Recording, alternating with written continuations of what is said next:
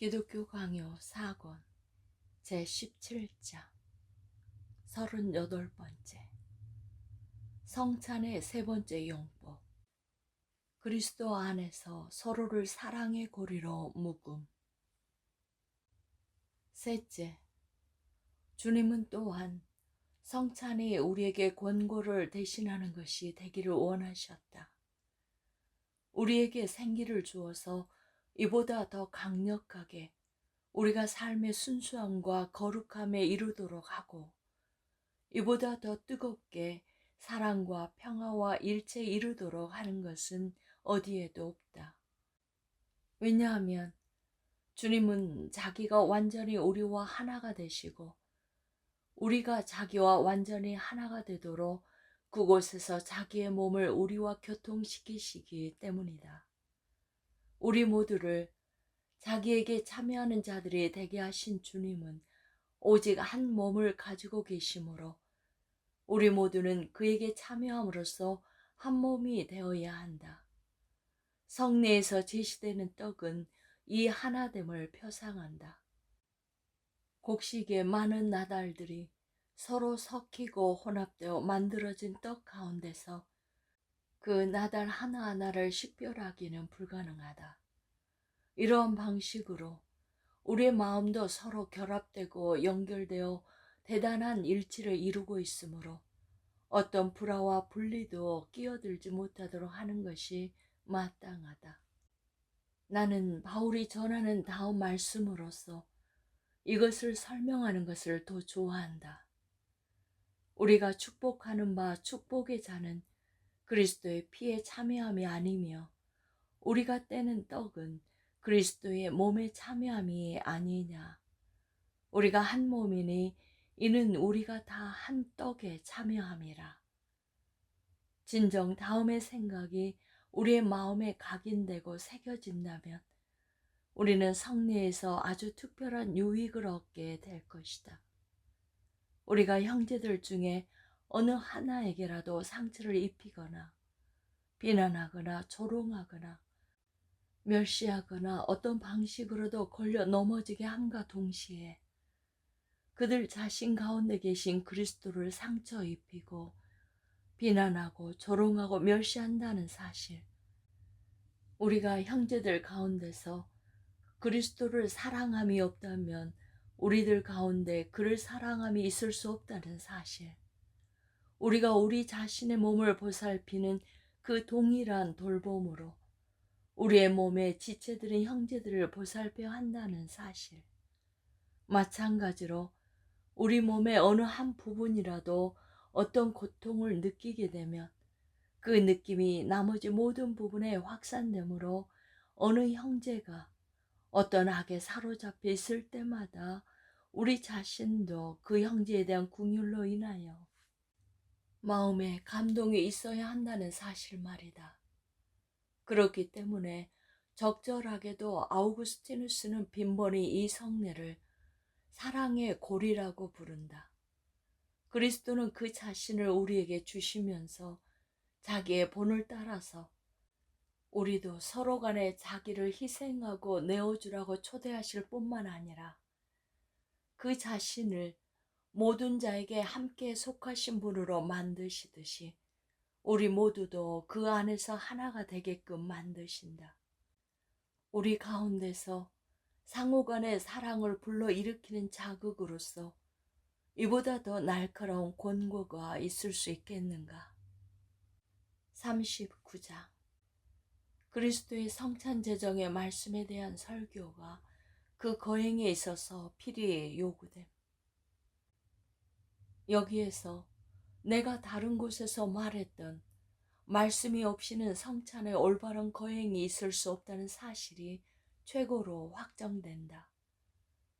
성찬에서 비롯되는 복리는 그것이 무엇이든지 간에 말씀을 요구한다.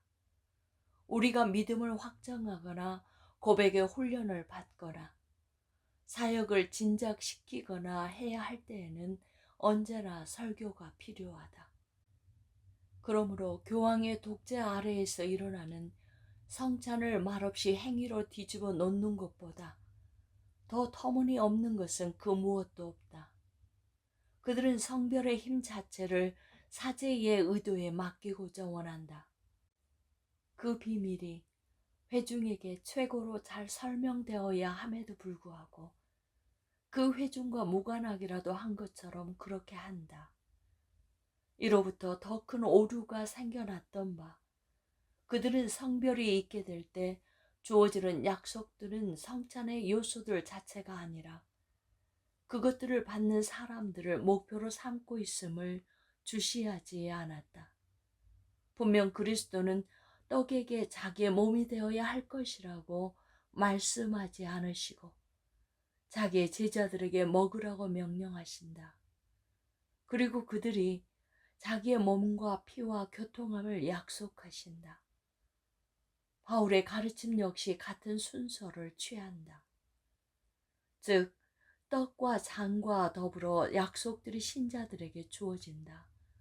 이는 명백한 사실이다.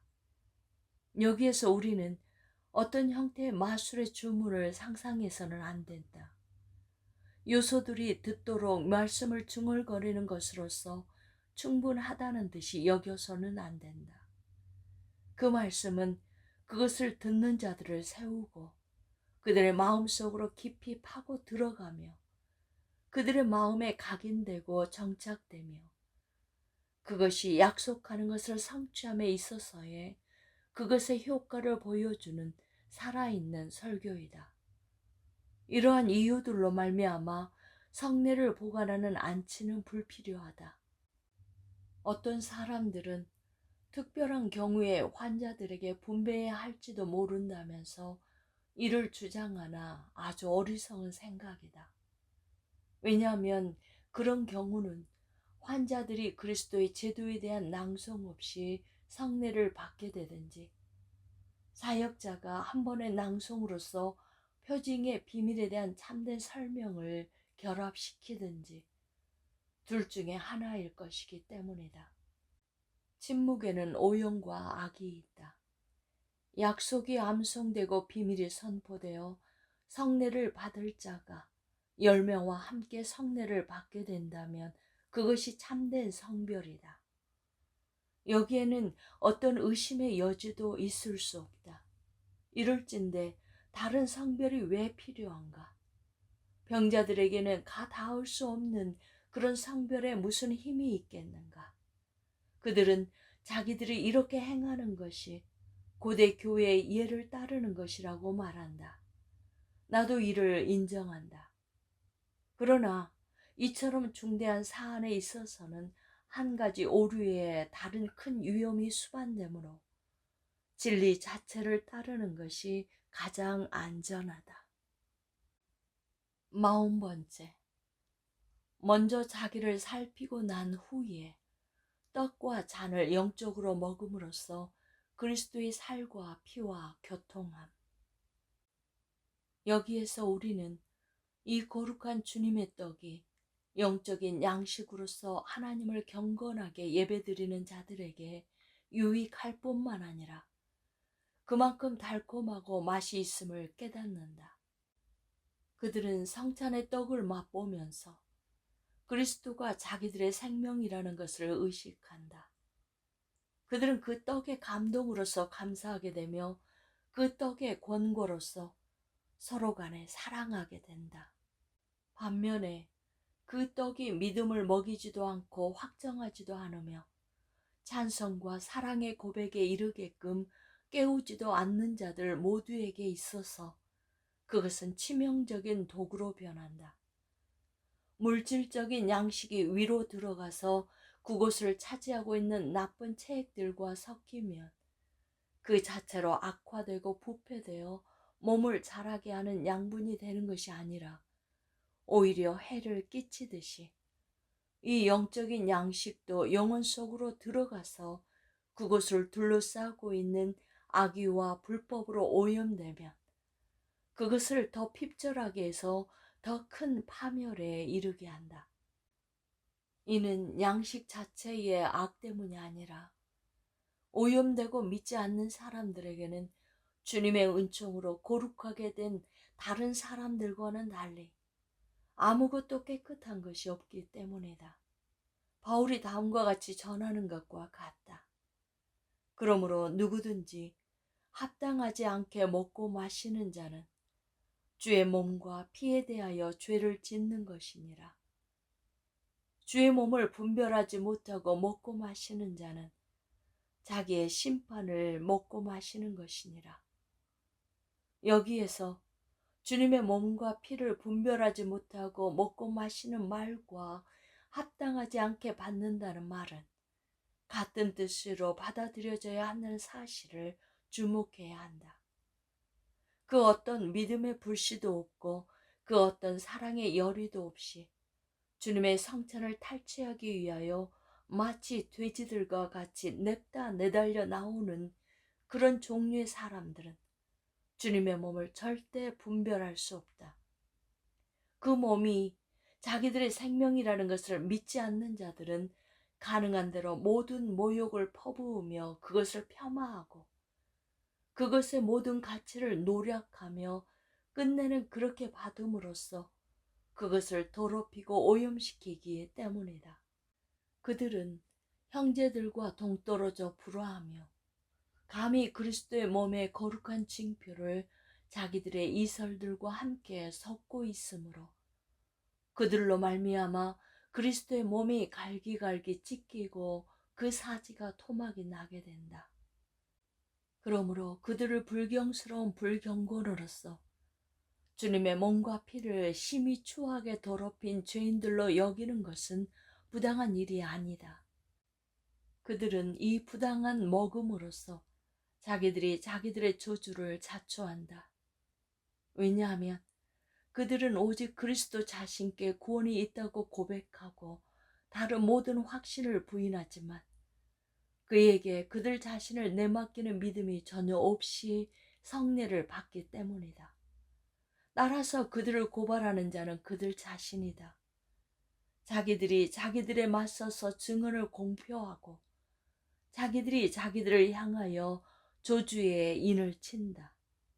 그들은 자기들의 미움과 악의로 말미암아 형제들인 그리스도의 지체들로부터 나누어지고 떨어져 나가게 되었음에도 불구하고 여전히 그리스도 안에 자기의 자리가 있기라도 하듯이 그와 교통하고 하나가 되는 것이 유일한 구원이라고 증언한다. 이러므로 바울은 사람이 자기를 살피고 그 후에야 이 떡을 먹고 이 잔을 마실지니라고 명령한다. 본문에서 바울은 사람들 각자가 그들 자신 속으로 내려가서 홀로 다음과 같은 것들을 헤아리기를 원한다고 나는 해석한다.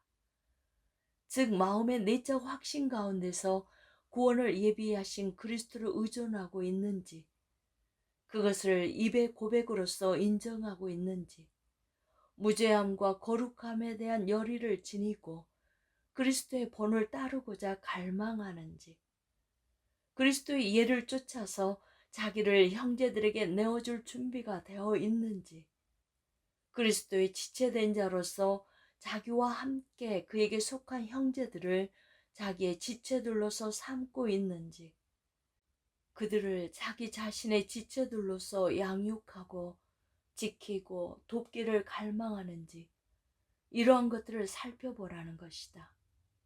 이러한 것들은 믿음과 사랑 두 가지 모두에 속하는 직분들이다.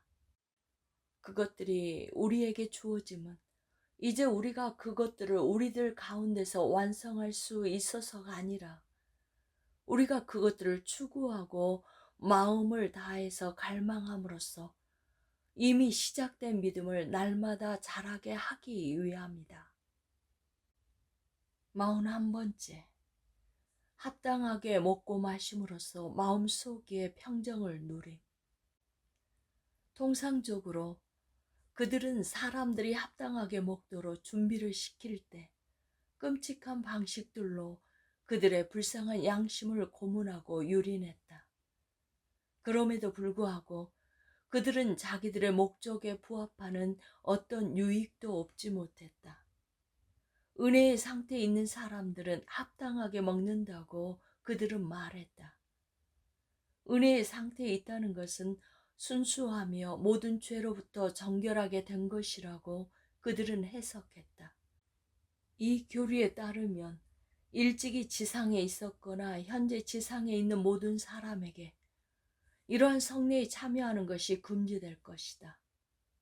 만약 성례의 목적이 우리가 우리 자신에게서 우리의 가치를 추구하도록 하는 데 있다면 그것을 행하는 우리에게는 오직 폐허와 부끄러움만이 남을 것이다. 우리가 안간힘을 다해서 뜻하는 바를 이루고자 애쓴다고 하더라도 그 수고가 다 끝난 후에는 어떤 가치도 남지 않을 것이며 모든 것이 무익할 것이다.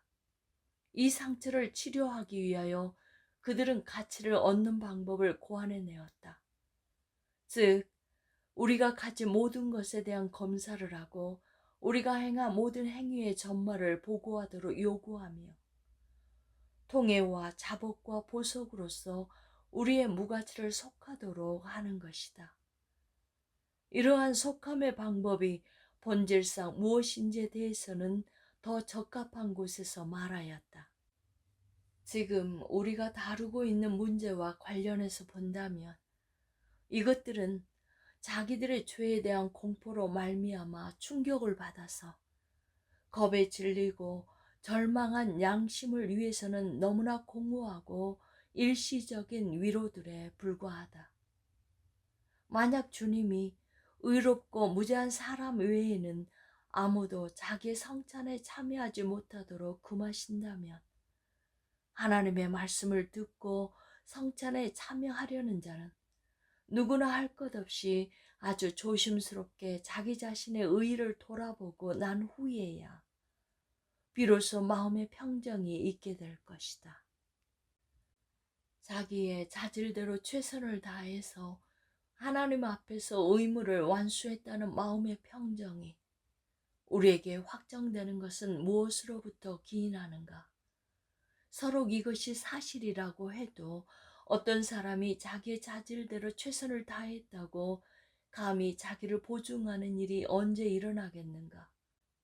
이렇듯이 이러한 것들로는 우리의 가치에 대한 어떤 확실한 평정도 생기지 않으므로 부당하게 먹고 마시는 자들은 자기의 심판을 먹고 마신다고 공포하는 저 무서운 금령으로 인하여 성찬에 들어가는 문은 항상 닫혀 있을 것이다.